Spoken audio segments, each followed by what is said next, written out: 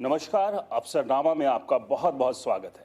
मैं हूं राज वर्मा और अफसरनामा के इस सफ़र में इस बार हमारे साथ हैं 2017 बैच के आईएएस अधिकारी और गुरुग्राम नगर निगम में additional commissioner doctor Vaishali Sharma. Ma'am, आपका बहुत बहुत स्वागत है हमारे इस खास पेशकश में। जी, मेरा नाम वैशाली शर्मा है। मैं नगर निगम गुरुग्राम में एडिशनल कमिश्नर की तरफ पोस्टेड हूँ। मैं 2017 बैच की हरियाणा कैडर की आईएएस ऑफिसर हूँ। मैम, अलीगढ़ में आप पली बढ़ी हैं, परिवार अभी भी अलीगढ़ में है, नौकरी हरियाना, दो प्रदेश देखने को मिले। आपके नज़रिए से अगर हरियाणा को, क्योंकि 2017 में आप आए, मैंने जितना अभी तक समझा, और अभी आप गुरुग्राम में यहाँ पर हैं, तो किस तरह से पूरा देखते हैं आप हरियाणा और उत्तर प्रदेश के इस बदलाव को कि जहाँ आपकी परवरिश रही और यहाँ अब आपकी नौकरी है? देखिए, बहुत ज़्यादा डिफरेंस तो मुझे नहीं लगा, लेकिन हाँ, यहाँ का कल्चर काफ़ी डाइवर्स कल्चर है। यहाँ पर राजस्थान का भी थोड़ा सा आपको देखने को मिलता है, राजस्थानी कल्चर। और अम्बाला की तरफ जहाँ मेरी पोस्टिंग रही है, वहाँ आपको पंजाबी कल्चर भी मिलता है, और यूपी का भी थोड़ा मिला जुला कल्चर है यहाँ पर। तो बहुत ज़्यादा डिफरेंस नहीं लगा मुझे, लेकिन जो लोग हैं काफ़ी अच्छे हैं, सीधे साधे लोग हैं, समझते हैं बात को, बहुत अपनापन लगता है यहाँ पर। मुझे कहीं से भी अलीगढ़ से अलग नहीं लगा यहाँ। परिवार की बात करें तो परिवार में कौन कौन लोग हैं और वो सब क्या करते हैं? क्या वो भी सिविल सर्विसेज में हैं या दूसरी सरकारी जॉब में हैं या कुछ अलग वो कर रहे हैं? मेरे परिवार में कोई भी सरकारी जॉब में नहीं है। सिविल सर्विसेज में बस मैं हूँ। मेरे जो मम्मी पापा हैं वो अपना प्राइवेट स्कूल चलाते हैं, आईटीआई इंस्टीट्यूट है उनका, मम्मी का।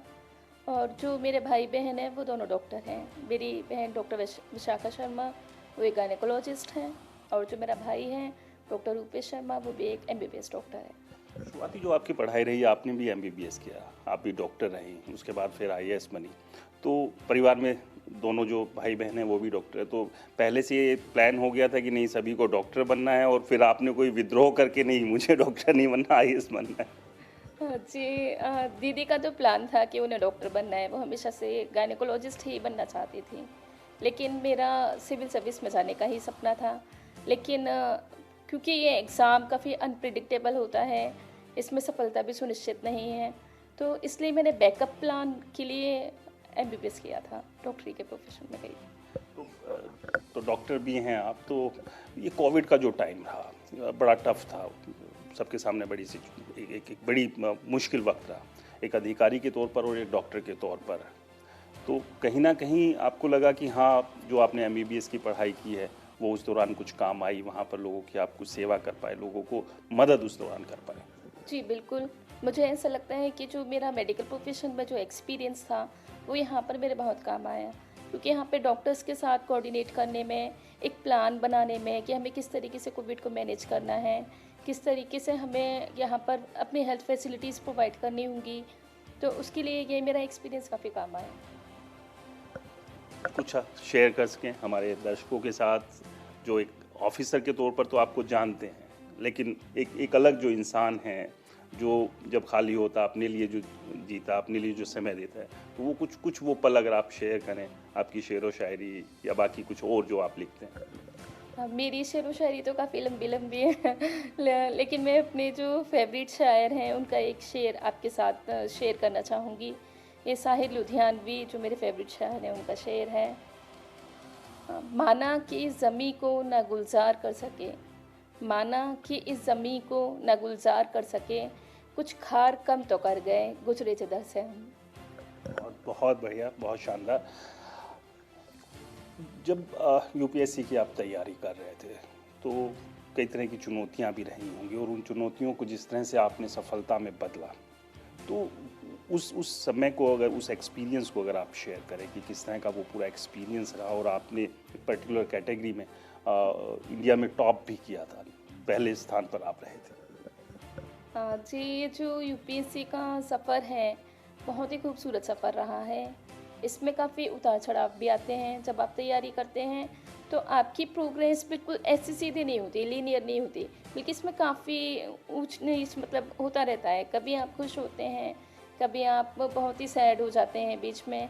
लेकिन जो एक चीज़ मुझे हमेशा याद रही वो ये थी कि चाहे कुछ भी हो, क्विट नहीं करना है, लगातार कोशिश करते रहनी है। हम अपनी जो फेलियर्स होते हैं उनसे भी सीखते हैं। इंटरव्यू में पहले कम मार्क्स आए थे तो सिलेक्शन नहीं हुआ था, तो उससे भी हमने सीखा। लगातार सीखते रहना चाहिए, बस एक कंसिस्टेंसी इसमें काम आती है। बहुत बड़ी माँ से। और फिलहाल अभी घर पर हैं, ब्रेकफास्ट टेबल से अभी शुरुआत की है और आज पूरा दिन बिताएंगे कि किस तरह से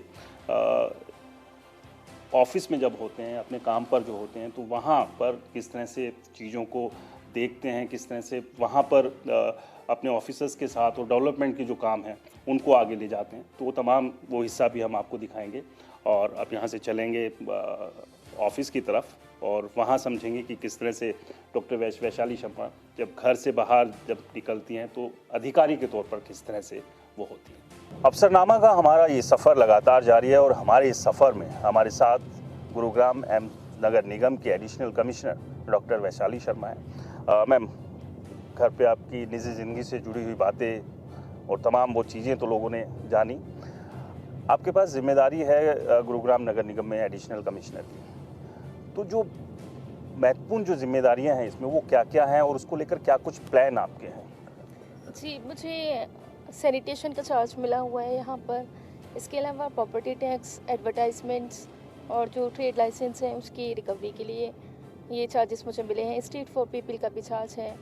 तो इसमें जो मेजर कोर एरिया जिस पर मेरा अभी फोकस है वो है सैनिटेशन का, जिसमें कि एक तो आता है बंदवाड़ी, जहाँ पर हम अभी जा रहे हैं विज़िट के लिए। बंदवाड़ी लैंडफिल का मैनेजमेंट, वहाँ पर जो वेस्ट है, और जो हमारा डोर टू डोर कलेक्शन हो रहा है, ट्रांसपोर्टेशन हो रहा है वेस्ट का, वो है।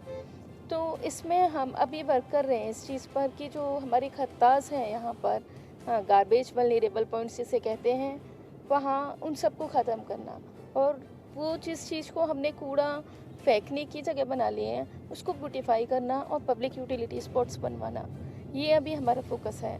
इसके अलावा जो बंदवाड़ी पर हम लोग एक वेस्ट टू एनर्जी प्लांट बनाने की तैयारियां चल रही हैं, उसको भी, वहाँ लेगेसी वेस्ट भी काफ़ी पड़ा हुआ है, उसको मैनेज करना, प्रोसेस करके उसको कम करना, लीचेट का ट्रीटमेंट करना, इन चीज़ों पर मेरा फोकस है अभी।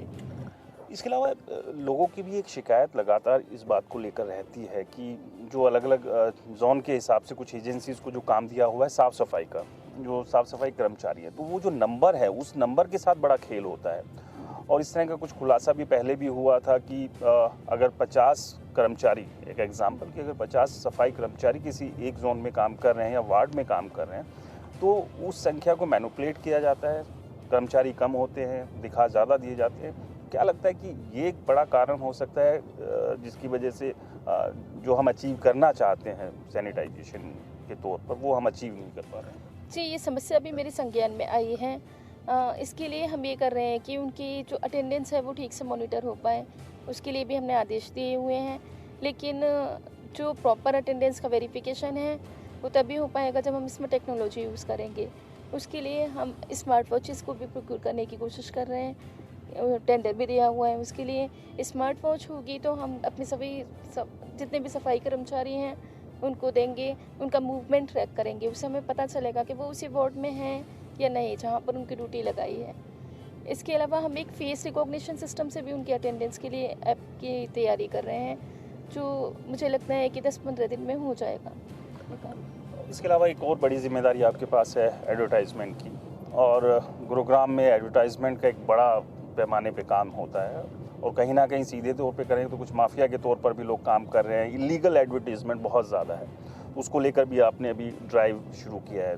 तो ये ड्राइव किस तरह का रहेगा, क्योंकि पहले भी लगातार ड्राइव तो चले लेकिन मुकाम तक नहीं पहुंच पा रहे, तो क्या इस बार माना जाए कि डॉक्टर वैशाली शर्मा जो है एक मुकाम तक पहुंचाएंगे और जो इलीगल जो एडवर्टीजमेंट है उसको ख़त्म किया जाएगा ताकि रेवेन्यू जो है वो एमसीजी के पास ज़्यादा से ज़्यादा बढ़ सके? हाँ, ऐसा जैसा आपने बताया कि पहले भी इस तरीके की ड्राइव चली थी, तो मुझे लगता है कि शायद कहीं कंटिन्यूटी नहीं बन पाती, शायद उस वजह से थोड़ा सा इसमें हम पीछे रह जाते हैं। तो मेरा ये मानना है कि हम अपनी ड्राइव चलाने के साथ ही जो भी इलीगल एडवर्टाइजमेंट्स लगाते हैं उन ठेकेदारों पर हमें सख्त कार्रवाई करनी होगी। अब जब तक उन पर कार्रवाई नहीं होगी तब तक वो लोग इसी तरीके से रूल्स को फ्लाउट करते रहेंगे। तो इसके लिए हमने एक सिस्टम बनाया है कि हर हफ्ते किसी एक पर्टिकुलर दिन पर हमारी मीटिंग होती है, जिसमें हम पूरे हफ्ते में जो भी एक्टिविटीज़ की गई हैं उसको रिव्यू करते हैं। और कहीं पर भी हमें लगता है कि कोई एनफोर्समेंट विभाग के अधिकारी अगर अपने काम को गंभीरता से नहीं ले रहे हैं तो उनके खिलाफ स्ट्रिक्ट नोटिस लेके स्ट्रिक्ट डिसिप्लिनरी एक्शन भी लेते हैं। तो फाइनली हम बंदवाड़ी भी पहुंच गए और यहाँ पर मैम विजिट करेंगे जो वेस्ट टू एनर्जी प्लांट जो तैयार होना है, एक लंबे समय से इंतज़ार भी कर रहे थे और इस प्लांट के शुरू होने से कई तरह के फ़ायदे भी होंगे। तो अब यहाँ विजिट करने के लिए पहुँचे हैं और उसके बाद फिर ऑफिस चलेंगे और वहाँ देखेंगे कि किस तरह से मैम का ऑफिस जो है वो काम करता है।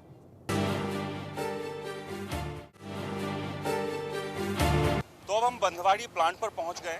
बंदवाड़ी प्लांट की एक तस्वीर पहले हम आपको दिखा देते हैं। तो यहाँ पर जो अब वेस्ट टू एनर्जी प्लांट लगाने की तैयारियाँ जोरों से चल रही है। लंबे समय से इंतज़ार और उम्मीद की जा रही है जल्द ही वो प्लांट लगेगा और उसके जो फ़ायदे हैं वो भी शहर को मिलेंगे। तो फिलहाल एक ये कूड़े का पहाड़ है, इसको लेकर भी क्या कुछ किया जा रहा है तो वो भी एक चर्चा करते हैं। मैम, अभी वेस्ट टू एनर्जी प्लांट की जो जिक्र भी हम कर रहे थे आते हुए, कहाँ तक पहुँचा है? जो एक टारगेट रखा गया था, जो समय तय किया गया था, क्या उस डेडलाइन पर शुरुआत हो जाएगी? क्योंकि एक बड़ा पैच अभी क्लीन करना है और उसमें कुछ दिक्कतें भी आ रही हैं।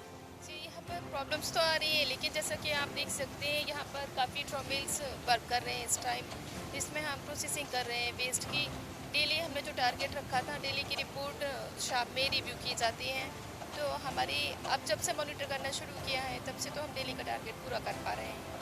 जो ट्रॉमिल्स हैं सभी वर्क कर रहे हैं, इलेक्ट्रिसिटी की सप्लाई प्रॉपर रहे और जो हमारा RDF आता है वो भी रेगुलरली ही जितना डेली यहाँ पर प्रोड्यूस होता है वो ट्रांसपोर्ट किया जाता है सीमेंट इंडस्ट्री में यूज़ करने के लिए। तो अगर इसी तरीके से हमारी प्रोग्रेस चलती रहती है तो बहुत जल्दी हम इसको मैनेज करने में कामयाब हो पाएंगे। लंबे समय से लोगों की भी एक शिकायत रही है कि आ, जो ये कूड़े का जो पहाड़ है इससे कैसे, क्योंकि आसपास कई गांव भी लगते हैं और बड़ी जो हाई राइज जो हैं वो भी है, उन लोगों के भी कुछ ग्रीवेंसेस थे इसको लेकर। तो उनसे भी कुछ बात हुई। क्या लगता है कि कब तक एक राहत, क्योंकि जब खासतौर से बारिश होती है तो स्मेल है, इसके अलावा जो लीचेड है उसका भी एक बड़ा परेशानी जो है वो बनी हुई है। देखिए वो इस वजह से होता है क्योंकि लीचेट जो होता है वो लीक करता है, वहाँ पर वो पानी के साथ मिक्स हो जाता है तो परेशानी होती है। उसके लिए यहाँ पर लीचेट ट्रीटमेंट प्लांट लगाया हुआ है और 2 DTROs लगाए हुए हैं जिससे कि हम लीचेट को ट्रीट करते हैं ताकि वो फर्दर हमारे ग्राउंड वाटर के साथ मिक्स ना हो। लेकिन किसी समय प्रॉब्लम की वजह से यहाँ पर एक DTRO नहीं चल पा रहा था। उसके कुछ पार्ट्स हैं जो बाहर से इंपोर्ट किए जाते हैं, उसमें कुछ समस्या आ रही है। अदरवाइज़ दूसरा DTRO और LTP यहाँ पर फंक्शनिंग है और डेली हम उसको ट्रीट कर रहे हैं। फर्दर 1-2 वीक्स में हम उसको भी ऑपरेशनलाइज कर देंगे DTRO को और उसके बाद ये समस्या नहीं रहेगी। बेनिफिट्स अगर हम बात करें प्लांट लगने के बाद 2 साल में जब वो शुरुआत होगी तो किस तरह के बेनिफिट होंगे और क्या वो गुरुग्राम तक सीमित होंगे या आसपास के एरिया में या जिलों में भी उसका फ़ायदा जो है वो लोगों को? जी बिल्कुल उसका फ़ायदा होगा लोगों को क्योंकि हम सेंट्रलाइज्ड यहाँ पर वेस्ट को मैनेज कर पाएंगे ठीक से, और सिर्फ मैनेज करना ही नहीं, हम उसमें से पावर का भी प्रोडक्शन करेंगे तो वो सबके लिए बेनिफिशियल रहेगा। और मुझे पूरी उम्मीद है और विश्वास है कि हम इसमें कामयाब होंगे। लेकिन अभी तक जो भी डिले हुआ है उसको हम कवर अप करने की कोशिश कर रहे हैं, ज़्यादा डबल शिफ्ट में काम करवा रहे हैं यहाँ पर। और अगर लोगों का सपोर्ट मिला और सब कुछ सही रहा तो जल्दी ये समस्या भी हमारी सॉल्व हो सकती है। चलिए उम्मीद करते हैं और जिस तरह से आपने अभी तक तमाम तरह की जो प्रॉब्लम्स हैं उनके समाधान दिए, इसी तरह से इसका भी एक समाधान होगा और जल्द से जल्द ये भी काम शुरू होगा। तो लगातार हमारा जो अफसरनामा का सफ़र है वो चल रहा है। तो फिलहाल अभी बंदवाड़ी में यहाँ पर थे क्योंकि वेस्ट टू एनर्जी जो प्लांट है उसकी शुरुआत होनी है और दिसंबर में ही जो है उसका शिलान्यास होगा और उम्मीद है कि 2 साल में ये प्लांट जो है वो तैयार हो जाएगा और यहाँ से जो है एनर्जी भी जो है वो प्रोड्यूस करेगा। तो अब इसके बाद ऑफिस की तरफ चलेंगे, वहाँ समझेंगे कि पूरा जो ऑफिस है मैम का वो किस तरह से काम करता है। अफसरनामा का हमारा ये सफ़र लगातार जारी है और हमारे इस सफ़र में हमारे साथ इस बार हैं गुरुग्राम नगर निगम के additional commissioner doctor Vaishali Sharma और लगातार हम अलग अलग मुद्दों पर उनकी निजी ज़िंदगी पर चर्चा कर रहे हैं और फाइनली ऑफिस पहुँचे हैं। तो ऑफिस में किस तरह का रूटीन हर रोज़ रहता है उस पर भी चर्चा करेंगे। मैम अगर ऑफिस की बात करें, फील्ड में तो आप एक्टिव रहते ही हैं, तो ऑफिस किस तरह का आपका काम करता है और जो जिम्मेदारियां हैं बतौर एडिशनल कमिश्नर नगर निगम गुरुग्राम, क्या क्या आपके पास जो महत्वपूर्ण जिम्मेदारियां हैं और किस तरह से उन जिम्मेदारियों को लेकर आपका ऑफिस और आप पूरा दिन काम करते हैं? हाँ, मेरे पास सैनिटेशन का, एडवर्टाइजमेंट्स का, प्रॉपर्टी टैक्स का, ट्रेड लाइसेंस और street for people challenge, waste to art, ये सारे ब्रीफली इतनी रिस्पॉन्सिबिलिटीज़ हैं। इसके अलावा भी फर्दर इंक्वायरीज़ भी होती हैं, बहुत सारी चीज़ें होती हैं, उसमें भी इन्वॉल्व होते हैं, कमेटीज़ में इन्वॉल्व होते हैं। तो इन सब के लिए वीकली हम मॉनिटर करते हैं ये सारी एक्टिविटीज़। प्रॉपर्टी टैक्स के लिए नोटिस कितने जा रहे हैं, कितनी रिकवरी आ रही है, ZDUs कितनी सीलिंग कर रहे हैं, सीलिंग ड्राइव चल रही है या नहीं, ये सारी चीज़ें मॉनिटर की जाती हैं।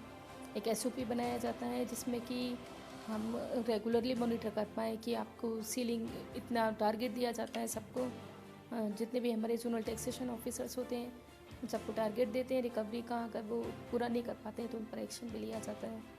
तो इस तरीके की स्ट्रीट फॉर पीपल में हम सदर बाज़ार में ब्यूटिफिकेशन का काम चल रहा है, तो उसके लिए भी हम एक एजेंसी को इम्पैनल करने वाले हैं। वो प्रोजेक्ट भी शुरू करेंगे जिसमें हम वहाँ पेडेस्ट्रियन फ्रेंडली बनाएंगे सदर बाज़ार को।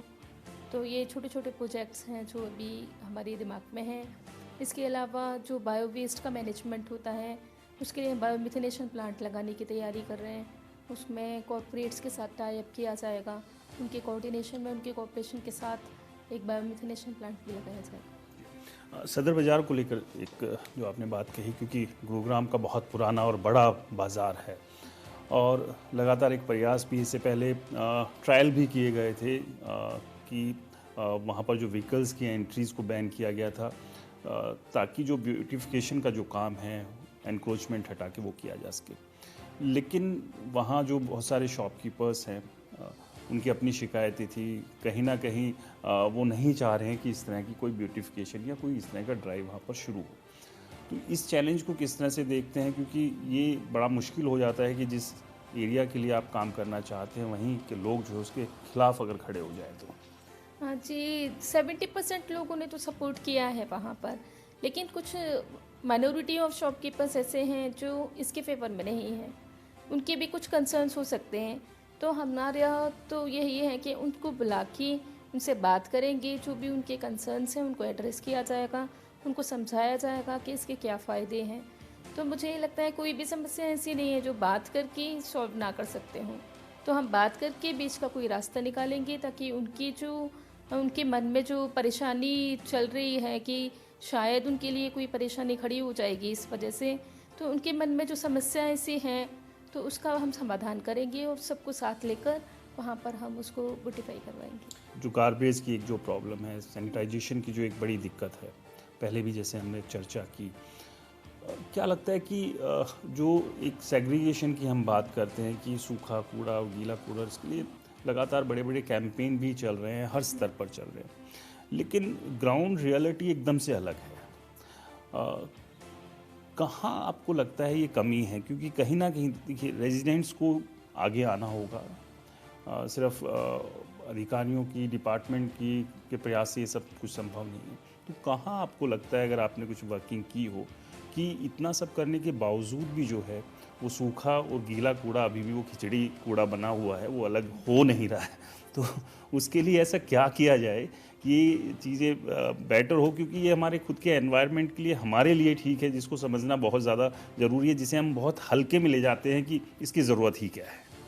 हाँ देखिए, गुरुग्राम में हम बैठे हुए हैं। गुरुग्राम तो सबसे ज़्यादा एजुकेटेड लोग यहाँ पर हैं, सोफिस्टिकेटेड लोग यहाँ पर हैं, तो उनसे मैं ये तो नहीं एक्सपेक्ट कर सकते कि वो नहीं जानते होंगे कि वेट वेस्ट क्या है और ड्राई वेस्ट क्या है।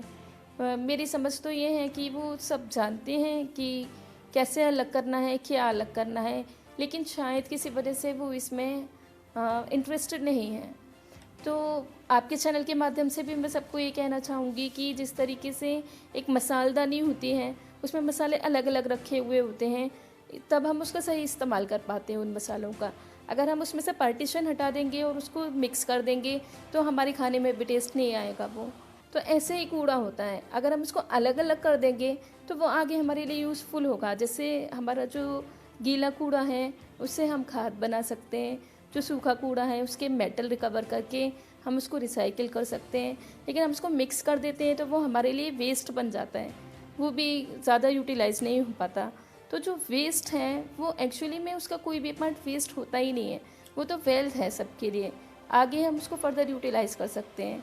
तो आपके चैनल के माध्यम से भी मैं लोगों से अनुरोध करना चाहूँगी कि एक ऐसी चीज़ है जिसमें कि सिर्फ म्यूनिसिपैलिटी का स्टाफ कुछ नहीं कर सकता है जब तक लोगों का सपोर्ट नहीं मिलेगा। अगर लोग अपनी तरफ से जागरूक होंगे और अलग अलग करने की कोशिश करेंगे तो उनको जो भी सपोर्ट चाहिए इसके लिए वो म्यूनिसिपैलिटी प्रोवाइड करेगा।